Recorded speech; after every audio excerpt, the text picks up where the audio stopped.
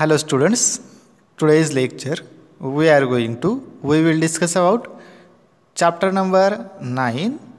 In this chapter the topic is seed germination and early seedling growth under stress. Okay, मागच्या व्हिडिओजमध्ये आपण व्हिगर index हा last point बघितला. Okay, आता या व्हिडिओमध्ये अंडर स्ट्रेस कशी सीडची डेव्हलपमेंट होते आणि त्याचं मेजरमेंट कसं करायचं आहे.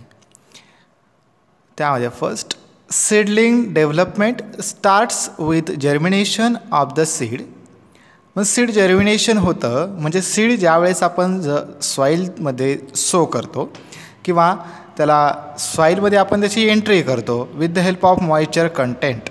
ओके, त्याला मॉइश्चर कंटेंट जर प्रोव्हाइड झालं ज्यावेळेस आपण सीड जमिनीमध्ये लावल्यानंतर तर काय होतं, जर्मिनेट होतं, इम्बिबिशन करतं. इम्बिबिशन झाल्यानंतर त्याच्यामध्ये जो एम्ब्रिओ असेल, एम्ब्रिओचं जे डेव्हलपमेंट झालेलं आहे ती एम्ब्रिओ अजून काय होतं तिथं इव्हॉल्व होतो. ओके, डेव्हलप होतो म्हणजे रूट शूटचं फॉर्मेशन होऊन तिथं फोटोसिंथेसिस किंवा मग फिजिओलॉजिकल ॲक्टिव्हिटी जी काय होती तिथं ॲक्टिव्ह होते. मग त्या सीडचं प्लॅन्टलेट्स थ्रू हायर प्लांट्समध्ये काय होतं, herb shrub and higher plants या कंडिशन्समध्ये त्याचं डेव्हलपमेंट होतं. म्हणजे सीडचं प्लांटलेट्समध्ये फॉर्मेशन होणं किंवा रूट शूट फॉर्मेशन, रॅडिकल प्ल्युम्युलचं फॉर्मेशन होणं that is called as germination. Okay, plant hormones are signal molecules produce within the plant occurring in low concentrations. मग त्या सीडमध्ये काही हार्मोन्स असतील. ओके, स्टोअर हार्मोन्स आहे. मग त्या ज्यावेळेस त्याला मॉइश्चर कंटेंट प्रोव्हाइड होतं त्यावेळेस ते हार्मोन्स जे आहे ते ॲक्टिव्ह होतात आणि त्यांच्या हार्मोनल ॲक्टिव्हिटी जी आहे ती काय करतात तिथं क्रिएट करण्याचं काम करतात, फंक्शनली ॲक्टिव्ह होतात. ओके, आणि ते सिग्नल देतात. आता फॉर एक्झाम्पल रॅडिकल फॉर्मेशन झालं म्हणजेच काय रूट सिस्टीम तिथं डेव्हलप होणार आहे. देन प्ल्युम्युल फॉर्मेशन झालं म्हणजे शूट सिस्टीम डेव्हलप होणार आहे. शूट सिस्टीम डेव्हलप झाली म्हटल्यानंतर तिथं ब्रांचेस, लीप, फ्लावर्स, फ्रूट्स याचं फॉर्मेशन होणार आहे. हे काय ते सिग्नल देतं. ओके, मग रूट शूट फॉर्मेशन झालं, प्ल्युम्युलचं फॉर्मेशन झालं, प्ल्युम्युलला लीप फॉर्मेशन झालं, त्यानंतर ब्रांचिंग, लीप फॉर्मेशन झाल्यानंतर लीपमध्ये फोटोसिंथेसिस म्हणजे क्लोरोफिल पिगमेंट्स काय होतात फॉर्मेशन होतात आणि त्यानंतर क्लोरोफिल पिगमेंट फॉर्मेशन झाल्यानंतर मग with the help of light and O2 CO2 formation of photosynthesis cycle किंवा स्टार्च मटेरियल काय करतात प्रोड्यूस करतात ॲज अ फूड मटेरियल म्हणून. ओके, मग ते फोटोसिंथेसिसच्या हेल्पनं किंवा फोटोसिंथेसिस प्रोसेस काय होते with the help of light and CO2 और O2 याच्या हेल्पनं रिॲक्शन होऊन तिथं फोटोसिंथेसिस पर्पज प्ले केलं जातं. म्हणजे तिथं फोटोसिंथेसिस होणार आहे हा सिग्नल त्या हार्मोन्स देतात. म्हणजे लिपचं काय होतं आहे किंवा ते प्ल्युम्युल जे आहे ते ग्रीन इन कलरचं डेव्हलप होतं. मग ते कधी होतं आहे occurring in a low concentrations म्हणजे लो कॉन्सन्ट्रेशन्सला ते काय होतं डेव्हलप होतं. Okay, then hormones also determine the formation of flowers, stems, leaves, the shedding of leaves. मग ज्यावेळेस हार्मोन्सचं डेव्हलपमेंट होतं किंवा हार्मोन्स काय काय सिग्नल देतात मग ते डिटरमाइन काय करतात. मग ज्यावेळेस फ्लावरचं डिटर्मिनेशन करण्यासाठी आपल्याला ते हार्मोन्स तिथं क्रिएट करतात. ओके, जेणेकरून आपल्याला ते आपल्याला ते सिग्नल येऊन जातो की तिथं फ्लावर प्रोडक्शन होणार आहे. देन स्टेम, लीव्ज म्हणजे ज्या त्या ठिकाणी त्या प्लांट पार्टचं काय होतं डेव्हलपमेंट होतं मग हे काय होतं त्या हार्मोन्स तिथं सिग्नल देतात. Okay, then hormones regulate cellular processes in functional part of the plant. मग ते काय करतात त्यांचं रेग्युलेशन करतात त्या पार्टचं. ओके, पार्टचं रेग्युलेशन केलं जातं जेणेकरून आपल्याला तिथं काय होतं आहे मग ते प्लांट पार्ट काय तिथं डेव्हलप होणार आहे हे आपल्याला तिथं सिग्नल येतो. ओके, आता फर्स्ट टाईम प्ल्युम्युल फॉर्मेशन झालं म्हटल्यानंतर 2 लीप फॉर्मेशन होतील. 2 लीप ज्यावेळेस अगेन डेव्हलपमेंट होते त्याला सेकंडरी ब्रांचेस किंवा सेकंडरी लीप तिथं फॉर्मेशन होतात. सेकंडरी ब्रांचेस फॉर्मेशन झाल्यानंतर त्याच्या ॲक्झिलर किंवा टर्मिनल रिजनला परत एक बड तिथं फॉर्मेशन झालेले दिसून येते. मग बड फॉर्मेशन झाल्यानंतर तिथं न्यू ब्रांच तिथं डेव्हलप होते. म्हणजे तिथं ते ज्यावेळेस फॉर्मेशन होतं त्यावेळेस तो सिग्नल असतो की हार्मोन्सने तिथं सिग्नल दिला की इथं नवीन ब्रांच डेव्हलप होणार आहे. Okay, then next hormones shape the plant affecting seed growth, time of flowering, the sex of flowers, senescence of leaves and fruits. मग हार्मोन्स हे काय करतात, प्लांटला शेप प्रोव्हाइड करतात, मेकॅनिकली स्ट्रेंथ जी असेल ती सुद्धा प्रोव्हाइड करण्याचं किंवा सिग्नली देण्याचं काम करतात. देन फ्लावरिंग प्लांट्स म्हणजे त्यांचा फ्लावरिंग टाईम काय आहे हे सुद्धा इंडायसेस किंवा इंडिकेशन्स हार्मोन्स देतात. द सेक्स ऑफ फ्लावर्स, मग ते फ्लावर्स बायसेक्शुअल असेल किंवा युनिसेक्शुअल आहे.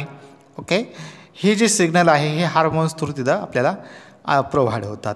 Then senescence of leaves and fruits. मग सिनेसन्स म्हणजेच काय, die conditions. Okay, death conditions म्हणजे डेथ होण्याच्या अगोदर, म्हणजे लीफ जर ग्रीन असेल, ओके, ग्रीन कलरचं लीफ ज्यावेळेस पूर्ण मॅच्युअर होऊन त्याची लाईफ स्पॅन जो आहे तो तिथं कंप्लीट होतो. मग कंप्लीट झाल्यानंतर ते लीफ जे आहे ते काय होतं, yellow in colour, orange in colour formation करतं आणि रिलीज होऊन जातं स्टेमपासून. ओके, त्यालाच हार्मोनल चेंजेस किंवा मग सिनेसन्स चेंज होतो. ओके, असं आपण त्याला म्हणतो, senescence of leaves and fruits. मग फ्रुट्स कधी रिलीज करतं, ब्रांचपासून, ज्यावेळेस फ्रूट मॅच्युअर होतं. मॅच्युअर झाल्यानंतर त्याला रायपन इन कंडिशन डेव्हलप होते किंवा रायपन इन कंडिशनला फ्रूट ज्यावेळेस डेव्हलप होतं, ती मॅच्युरिटी ती फॉर्मेशन करतं. मग त्याला ज्यावेळेस ते मॅच्युअर होतं, राईप होतं, त्यावेळेस त्याला एक स्पेसिफिक कलर फॉर्मेशन होतो, येलो और ऑरेंज कलर फॉर्मेशन होतो, जेणेकरून मग फ्रूट्स हे राईप झालेलं आहे, पूर्ण परिपक्व झालेलं आहे, हे हार्मोन्स काय करतात, सिग्नल देतात. ओके, त्यानंतर कलर तर चेंज होतोच, त्यानंतर त्याचा स्मेल पण तिथं काय होतं, चेंज होतो. Then dormancy is a mechanism to prevent germination during unsuitable ecological conditions. Dormant condition म्हणजेच काय, ज्यावेळेस आपण सीड स्टोअर करतो, फॉर एक्झाम्पल जसं गहू, बाजरी, ज्वारी, मका किंवा मग अदर काही फ्रूट प्लांट्स असतील.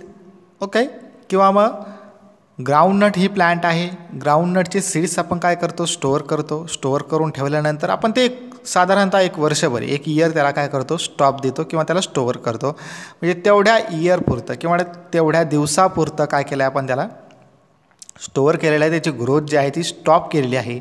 मग त्या स्टॉप केलेला जो पिरियड आहे तो पिरियड म्हणजे dormant period. Okay, dormant in conditions म्हणजे स्लीपिंग पिरियड आपण त्याला म्हणू शकतो त्या सीडचा. ओके, म्हणजे यावर्षी जे आपण पीक घेतलेलं आहे किंवा यावर्षी आपण सीड प्रोडक्शन केलेलं आहे ते आपल्याला पुढच्या वर्षासाठी आपण काय करतो, as a seeds. Okay, as a seeds किंवा as a new born seeds म्हणून आपण त्याला काय करतो, पॅरेंट सीड्स म्हणून आपण त्याचं यूज करतो. मग ते आपण वर्षभर स्टोअर करतो, म्हणून त्याला वर्षभराचा जो पिरियड आहे that is called as a dormant period, that is called as a dormancy conditions. Okay, prevent germination during unsuitable ecological conditions. म्हणजे अनसुटेबल इकॉलॉजिकल कंडिशन्सपासून आपण त्याला काय करतो आहे, प्रोटेक्ट करण्याचं काम करतो आहे. Okay, they next, abiotic stress is a naturally occurring factors. मग अबायोटिक फॅक्टर्स म्हणजेच काय, light, temperature, wind and soil. It is a abiotic factors means non living factors that affect in naturally occurring. म्हणजे नेचरमध्ये त्या फॅक्टरचं काय होतं, affection होतं त्या सीडलिंग्सवरती. Okay, आता फॉर एक्झाम्पल जर रेनफॉल जास्त झाला तर सीड्स काय होतात, तिथं डॅमेज होऊन जातात, जे क्रॉप्स आहेत ते सुद्धा डॅमेज होऊन जातात. त्यानंतर जर समर ही कंडिशन जर एकदम हॉट किंवा टेम्परेचर जर हाय झालं तर ते क्रॉप्स जे आहेत किंवा ते प्लांटलेट्स आहेत ते काय होतात, ते डायरेक्टली डॅमेज होतात, डाय होऊन जातात, डिस्ट्रॉय होतात. ओके, म्हणजे टेम्परेचर, लाईट किंवा water, rainfall, it is a non living things but affect in living things. Okay, म्हणजे ते नॉन लिव्हिंग आहेत पण लिव्हिंग थिंग्सवरती काय करतात, ते अफेक्ट करतात. That is called as a abiotic stress. Then some of the stress factors some of the stress factors go to hand in hand. म्हणजे काय होतात, ते जनरेशन टू जनरेशन्स काय होतात, ते स्ट्रेस कंडिशन डेव्हलप होत जाते किंवा ती प्रोव्हाइड होते. Then after this occurs the soil is left barren and dry. मग ज्यावेळेस सॉईलमध्ये आता रेनफॉल झाला तर मग सॉईलमध्ये वॉटर कंटेंट काय होतं आहे, हाय होतं, जेणेकरून ते सीड्सला काय, त्या प्लांट्सला काय करतात, डॅमेज करतात. जर वॉटर कंडिशन कमी झाली, ड्रॉट कंडिशन आली तरीसुद्धा ते तिथं हजार्ड्स प्रोव्हाइड करतात. Okay, then next, water stress may arise as a result of two conditions, either due to excess of water water deficit. आत्ताच मी काय सांगितलं, जर वॉटरचं कंडिशन किंवा वॉटर स्ट्रेस जर डेव्हलप झाला म्हणजे वॉटर कंडिशन तिथं अनअवेलेबल असेल किंवा डेफिशियन्सी ऑफ वॉटर असेल तर that is called as a drought condition, desert condition. ते सुद्धा काय होतं आहे त्या प्लांट लिस्टवरती अफेक्ट करेल. जर वॉटर कंडिशन जास्त झाली, हाय झाली, वॉटर क्वांटिटी हाय झाली तरीसुद्धा काय करतं ते अफेक्ट करतं. Then floating is an example of excess of water which primary result is in a reduced oxygen supply to the roots. ज्यावेळेस हाय कंडिशन ऑफ वॉटर किंवा हाय अमाऊंट ऑफ वॉटर जर provide झालं तर सॉईलमधला जो ऑक्सिजन जो असेल तो ऑक्सिजन काय होतं त्या रूट्सला ॲब्सॉर्ब करता येत नाही, जेणेकरून रूट काय होतात तिथं त्यांची हाईट किंवा त्यांची साईज जी काय होते डिक्रीज होते, रिड्यूस होते. Okay, then more common water stress encounter is the water deficit stress known as the drought stress. Okay, म्हणजेच काय वॉटर जर जास्त वॉटरची कंडिशन किंवा वॉटरची क्वांटिटी जर लो झाली तर काय होतं ड्रॉट कंडिशन्स आणि मग त्या प्लॅन्टचं काय होतं तिथं डाय होते, डेथ होते. Okay, next promptness index. Okay, promptness index हे कोणी फर्स्टली डिस्क्राईब केलं बर्सलमा अँड स्कॅपलॉक 1984. मग ते कसं काउंट करायचं आहे. Promptness index that is called as a PI in bracket complete. PI is equal to ND² in bracket 1.0 bracket complete plus ND4 that is ND2 or ND4 ND8 ND10 means N means number of days, okay, and D is a total days, okay, represent in which ND2 ND4 ND8 ND10 represent the percentage of germinated seeds after 2, 4, 6, 8, 10 days after showing respectively. Okay, N means number of days, N means number of seeds आणि त्यानंतर D means days. Okay, number of days आणि किती डेजमध्ये किती सीड्सचं percentage म्हणजे किती seeds germinate झाल्या ते तिथं काउंट केलं तर मग ते प्लसमध्ये आपण ते करतो. Okay, then next germination stress tolerance index that is called as a GSI. Germination stress indicators estimated by below formula drought to tolerance. GSI percentage is equal to PI means promptness index of stress seeds divided by PI control seeds. म्हणजेच ज्या seeds promptness इंडेक्समध्ये develop झाल्या, germinate झाल्या त्या seeds आणि त्यापैकी किती आपण घेतल्या होत्या. ओके, टोटल सीड्स आणि दॅट इज टोटल सीड्समधून जेवढ्या जर्मिनेट झाल्या त्या सीड्सची क्वांटिटी आणि टोटल सीड्स यांचं डिव्हायडेशन करून मल्टिप्लिकेशन करायचं by 100. Okay, next plant height stress tolerance index that is called as a PHSI. Seedling growth stress indices. मग सीडलिंग ग्रोथ किती झाली हे त्याचं इंडिकेशन देतं. Shoot length stress tolerance index SLSI. Okay, म्हणजे shoot length and seedling length किती आहे. Okay, त्यामध्ये आता shoot length of treated seedlings divided by shoot length of control seedlings into 100. म्हणजेच काय control means total number of seeds म्हणजे 100 seeds आपण घेतल्या 100 सीड्स घेतल्या 100पैकी 70 सीड्स डेव्हलप झाल्या जर्मिनेट झाल्या मीन्स 70 डिवायडेड बाय 100 इंटू 100. मग जे काय त्याची क्वांटिटी येईल ती त्याचं PHSI. Okay, then next root length stress tolerance. आत्ता आपण शूट लेंथ बघितलं, आता रूट लेंथ स्ट्रेस टॉलरन्स. त्यामध्ये root length stress tolerance index that is called as a RLSI in capital letters. Formula root length of treated seedling divided by length of control seedling into 100.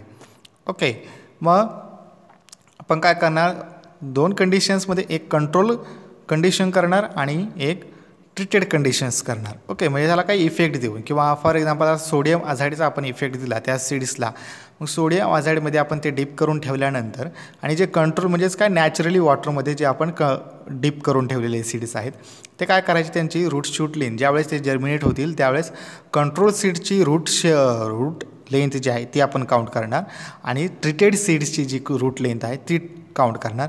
मग ज्याला sodium आझाईडचा treatment दिलेले आहे ते रूटचे आपण काय करणार, त्याला कंट्रोल रूटच्या सीडलिंगच्या लेंथनं डिव्हाइड करणार into 100. Okay. Then next, dry matter stress tolerance index DMSI. Dry matter stress tolerance index DMSI. Okay, in bracket complete capital in letter. Dry matter of stress plant divided by dry matter of control plant into 100. म्हणजे dry matter plant जे आपण घेतल्या, okay, जे आपण घेतल्या मग त्याचं काय करायचं, आपण डिव्हायडेशन करायचं. एक ट्रीटेड, ओके, किंवा त्याला स्ट्रेस प्रोव्हाइड करायचा आणि एक काय करायचा कंट्रोल इन कंडिशन्स. दोन्हीचं डिफरन्शिएशन होतं आणि डिफरन्शिएशन झाल्यानंतर दोन्हीचं कंपॅरिझन करून त्यांचं डिव्हायडेशन करून मल्टिप्लाय बाय 100 जेणेकरून आपल्याला dry matter stress tolerance index मिळून जातं. ओके.